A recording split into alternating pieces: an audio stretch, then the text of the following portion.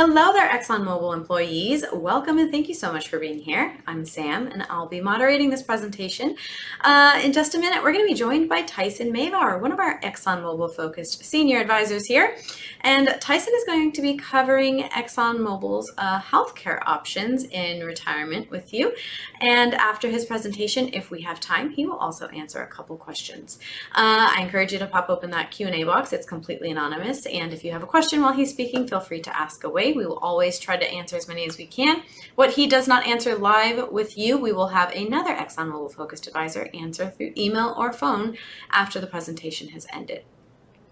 Throughout the presentation, I will be entering some links into the chat. These will guide you to various places on our webpage. They will be a ExxonMobil focused retirement guide, as well as a link to book an appointment with one of our advisors and the complimentary cash flow analysis that you can get started on that Tyson will go more into depth with you about throughout his presentation.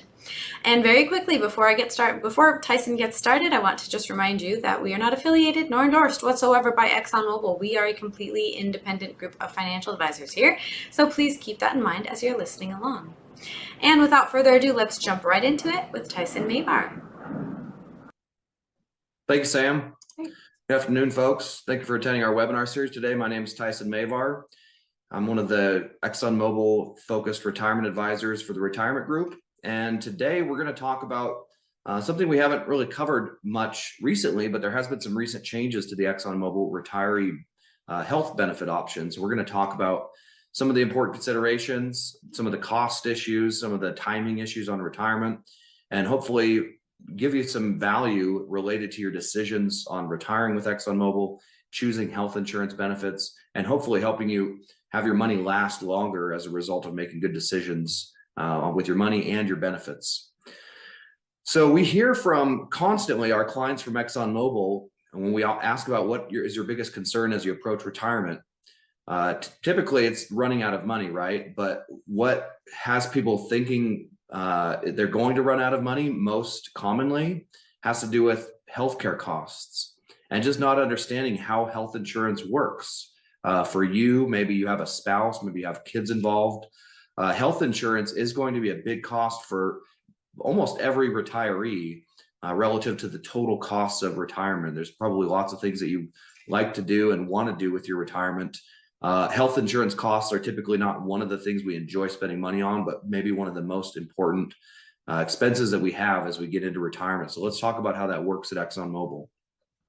We have three segments to today's webinar series: the cost segment, the alternatives prior to age 65, those of you who leave ExxonMobil before you turn 65, and some of the other issues related to Medicare and benefits in general when it comes to health insurance.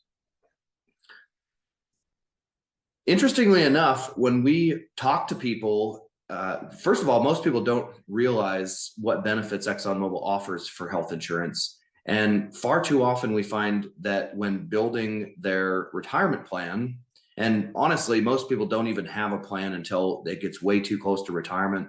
Just something we encourage you to take advantage of, our complimentary retirement cash flow analysis. So you can start to identify what are some of the costs of your retirement going to be, and do I have enough money? When's a good time to retire as a result of wanting to build a sustainable plan?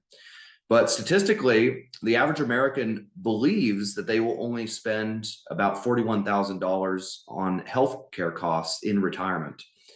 In actuality, that is a $274,000 shortfall on what the real costs incurred by the average retiree are related to their healthcare. So we find that the average couple age 65 will spend about $315,000 on healthcare throughout their retirement. Now, if you leave ExxonMobil prior to age 65, which I find in my experience with clients is more common than folks waiting to 65 to retire, in part because you gain retiree status at age 55 as long as you have 15 years of service. And I also have some people leave and go work somewhere else or come back as a consultant or do some contract work. A lot of people leave before age 65, so that means the costs are going to be higher than $315,000 on average. Fortunately, there are some good benefits that will reduce your total costs that ExxonMobil has decided to subsidize for retirees as long as you get that retiree status, 55 years old with at least 15 years of service. And these costs, by the way, are a 5% increase above what they were last year. So they're climbing at a higher rate than normal inflation for a normal basket of goods and services in the United States, which has been the case for maybe forever, for a long time at least, which is certainly something we want to pay attention to, the rising cost of healthcare and retirement. We saw that drug prices increased 5.4% over last year, with 983 pharmaceutical drugs that are commonly taken by retirees increasing. And what we found is it's very helpful for retirees or folks that leave ExxonMobil once they've reached retiree status, 55 with 15 years of service, to have these benefit options even before you turn 65 and qualify for Medicare. So currently, if you are already retired or retiring this year, the pre-65 retiree medical benefits are offered through Aetna. Now, I have just received some documentation related to changes that are happening next year, where the company will be changing for all pre-65 retirees. The retiree health insurance plan will be changing from Aetna to Blue Cross Blue Shield starting January 1. We don't know exactly what that's going to mean.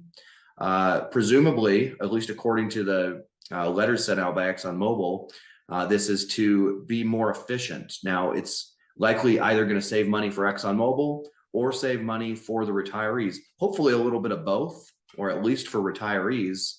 But it still remains to be seen what that is going to mean to everybody affected, everybody who is retired from ExxonMobil, qualified for medical benefits, but is not yet 65 and qualified for Medicare benefits. Now, some other options you may have if you don't reach retiree status. Of course, if your spouse has a health plan, definitely want to consider that. Even if you did reach retiree status, it might be worth shopping the plans to see whose is going to be either the best plan or the most cost-effective plan. If in fact your spouse is still working or has a retiree plan that might be a little bit better. Certainly if you go back to work after ExxonMobil, if your new employer has a health plan, that would be worth shopping and comparing costs with as well. And there are the state exchanges. The Affordable Care Act has an option for people with no insurance that may want to save some money. And there's also some ways that you can qualify for lower premiums as a result of maybe not having too high of an income.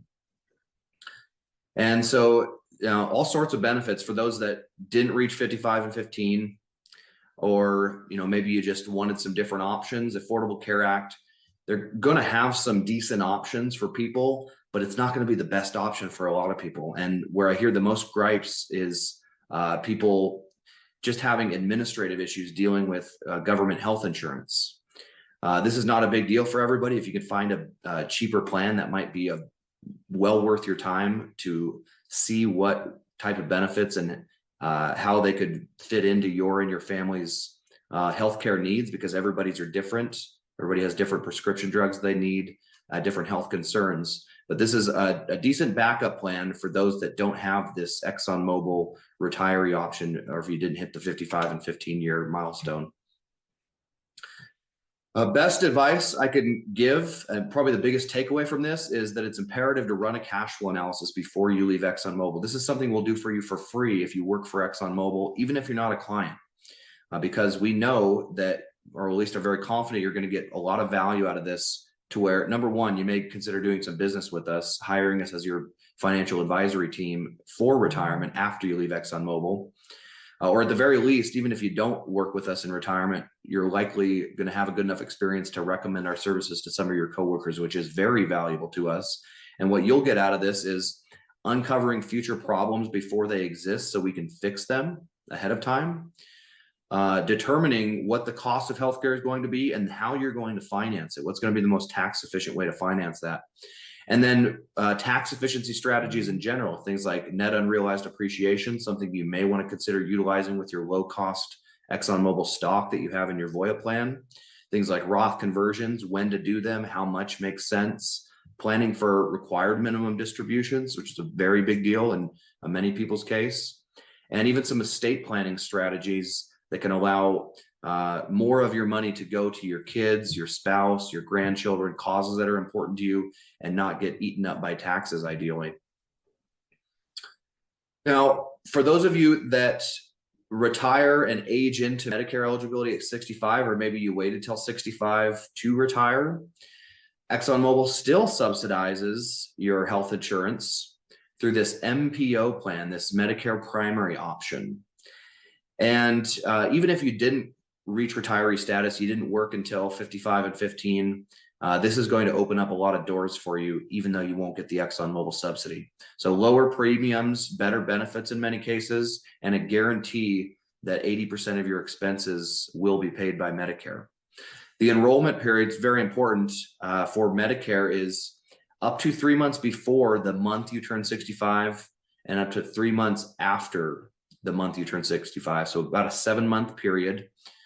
And you definitely want to take advantage of this, because if you don't sign up for Medicare, it's possible you can have penalties on your Part B premiums after you eventually do sign up for Medicare, even if you didn't need Medicare at the point you were turning 65. So make sure that you're at least signing up for Medicare. And then for those of you that have not signed up for Medicare, you're going to need to do this anyway if you're already 65 when retiring from ExxonMobil. If you want to take advantage of the ExxonMobil Medicare Advantage option that is also offered through Aetna, as it turns out, to reduce your premiums. Not everybody believes in the benefits of the Medicare Advantage plan. There are pros and cons that we'll go over in a little bit, but it's certainly worth considering given that ExxonMobil has offered to subsidize this. And I will say that more than half, a majority of my clients that are retired and over 65 are on this Medicare Advantage plan offered through ExxonMobil in conjunction with Medicare, or the Social Security Administration. So let's go over those advantages and disadvantages of the Medicare supplement, also known as Medigap. This is traditional Medicare with a Medicare supplement plan, or Medicare Advantage, also known as Part C, which is the option that's now available through ExxonMobil. They changed this a few years ago because they used to have a Medicare supplement. Now it's just the Medicare Advantage plan, or Part C, which is all inclusive, all encompassing portions of Medicare in one plan. So with Medigap plan or Medicare supplement plan, you keep traditional Medicare, choose your own doctors, a big benefit for many. You are going to have higher premiums, but no copays. Average costs typically $90 to $200 a month. No referrals necessary, also a big benefit for some. There's some routine services that are not covered, specifically with vision and hearing, but you are covered anywhere in the US, which is a very big benefit for many. And it's guaranteed renewable, and benefits will never change. So a lot of good benefits to a Medicare supplement plan, but you would give up the subsidy that's coming from ExxonMobil if you did not go onto the Medicare Advantage plan. Medicare Advantage plan, biggest benefits, it's going to be cheaper. But let's go through some of these. You're going to forfeit original Medicare, and you're restricted to in-network doctors, which is a big disadvantage for a lot of people that I've talked to. Lower premiums, but you will have copays, which will increase your total costs. $0 to $100 a month, depending on the plan. And you may need a referral for specialists, which is another disadvantage of these quote unquote advantage plans. There may be some additional benefits, vision, hearing, fitness, to name a few. And there are emergency services, only emergency services are offered outside your coverage area, and the benefits can change year to year. So this is the breakdown on pros and cons. Just remember that ExxonMobil is only going to subsidize the Medicare Advantage or Part C option if you go through the MPO option, as they call it, the Medicare primary option offered from ExxonMobil. Now, for higher income earners, almost nobody realizes until they get to age 65, there is something called IRMA, Income Related Medicare Adjustment Amount. It's a premium you pay on top of your normal premiums, depending on what your income was 2 years prior to the year that you are considering. So for example, here we are in 2024. They're going to look back to your income from your tax return in 2022 to see what your income was. And if it was above a certain threshold, you're going to pay premiums, and it's graded so that there's actually, I believe, 5 brackets we'll see here in a moment. The more money you make, the higher your Medicare premiums go, both for Part B and for Part D, as it turns out. And so we have an example here. I'm going to zoom into Bob and Jane momentarily. So this is what we call a split family. Bob is already eligible for Medicare. He's over 65. Jane is not yet. Bob has total cost of $304.60 a month. Part A, which is a free portion of Medicare, as long as you worked enough quarters and paid into it. Part B for Bob, he was in the lowest bracket, so it was $170.10 a month for Part B. His Medicare supplement was $127 a month and $7.50 a month for the drug plan, or Part D. Jane's health insurance premiums were actually $1,200 a month, and she had this silver PPO plan through Blue Cross Blue Shield. Hers is going to be quite a bit more expensive until she turns 65 and can go on to Medicare. Now, I will tell you, it's likely going to be cheaper for a family, an ExxonMobil retiree family who qualified for both the plans, the post-65 and pre-65 retiree medical insurance options through ExxonMobil. But that's $1,500 a month for this particular family. And although it's going to go down when Jane turns 65, that adds up. It is going to be a decent part of many families' budget. So here's that, zoom into the IRMA brackets, the premiums. I was wrong. There's actually 6 brackets.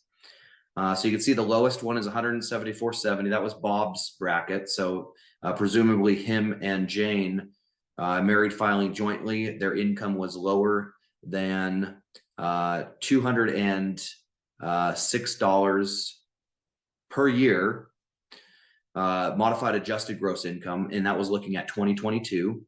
So his income could be higher this year, but it wouldn't count until 2 years out when they're looking at 2024.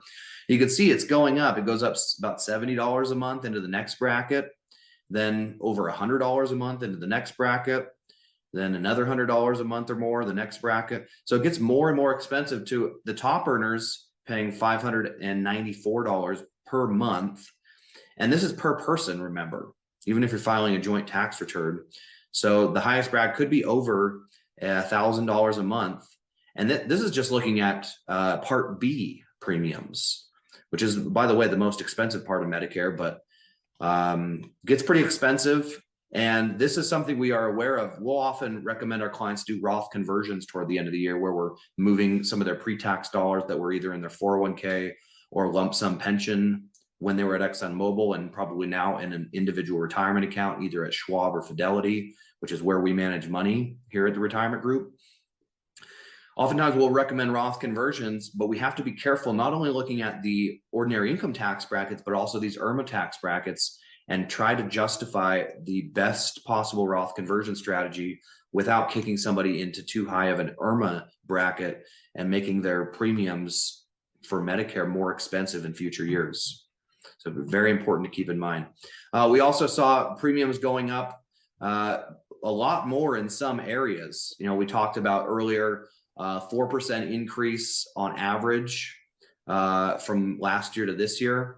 But look at some of these states. Oregon went up 17%, Massachusetts 16%, Alaska 15%, Maine was 15%, South Carolina 15% increases on healthcare costs to people that live in those states. So varies state to state, and maybe some states are smaller increases, but these are vastly growing portions of retirees' budget as healthcare costs continue to go up at rates faster than every other budget item in a retiree's expense list. Now, Medicare Part A, we talked about the premiums being free on that. I'm going to zoom in here. You can see, though, that there are additional costs, such as inpatient hospital deductible, $1,600 up to $1,632 in 2024. Co-insurance from days 61 through 90 for hospital stays, up to $408.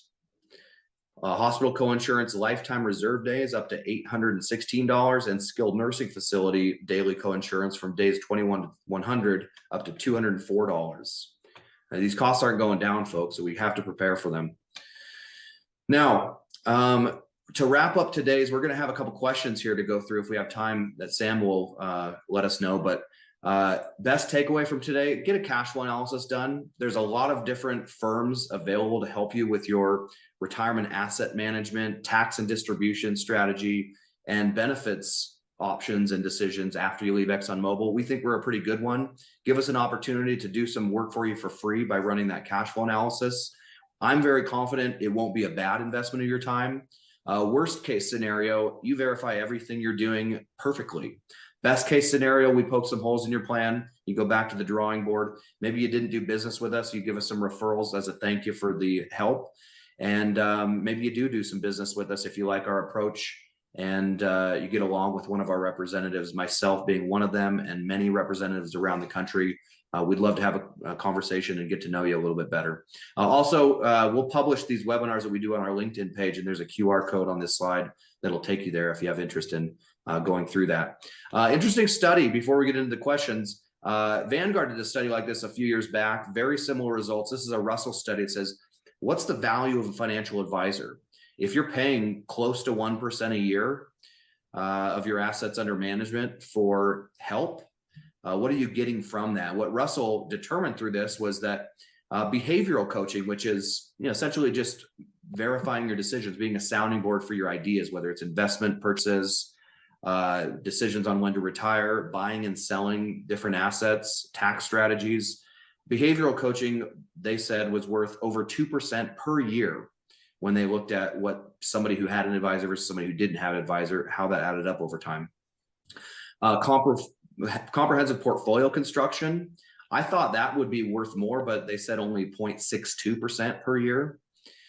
And active wealth management was worth over 2%. So I would say that also makes sense. So if we can help you preserve and grow your net worth better than you could do on your own by more than what our cost is, then it was an obvious decision to work with a financial advisor. But most people don't know what the value add is going to be until they actually do a test run of services. We encourage people to open a small account with us before you retire, see if it's a good fit. If not, no hard feelings. If so, I'm very confident it will be an easier, smoother, less stressful transition into retirement now that you know you've got a team looking out for you that is very qualified in doing their own job.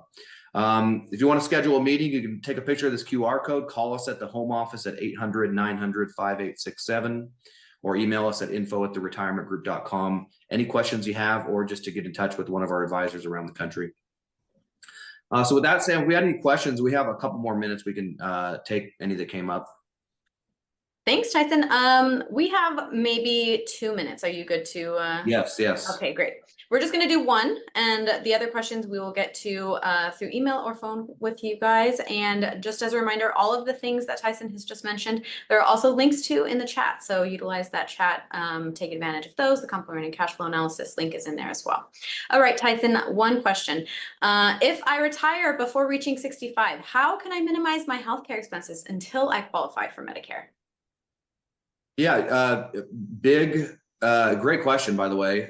Big factor is whether or not you reach 55 with 15 years of service and are eligible as a retiree for health insurance benefits. So if you did not, you're going to have some tough decisions to make. And like we talked about some of those options, if you're not married or you don't have a spouse that has an option and don't have a job opportunity, most people that are leaving before age 55 are probably going to have to keep working. So I would say find a job that has a reasonable employee health benefit program.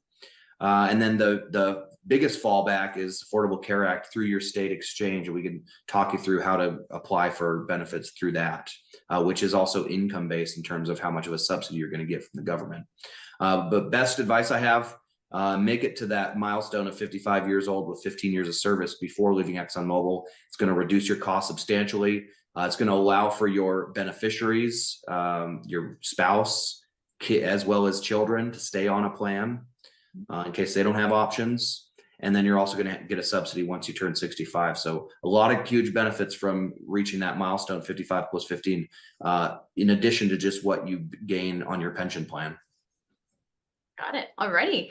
That was it, Tyson. We are out of time today. Thank you so much for all of your time and all of your knowledge and experience. Thank you, everyone, for joining us. We really hope to see you on another webinar very soon. Have a nice Thank day. you, folks. We'll talk to you Bye. soon. Thanks, Tyson.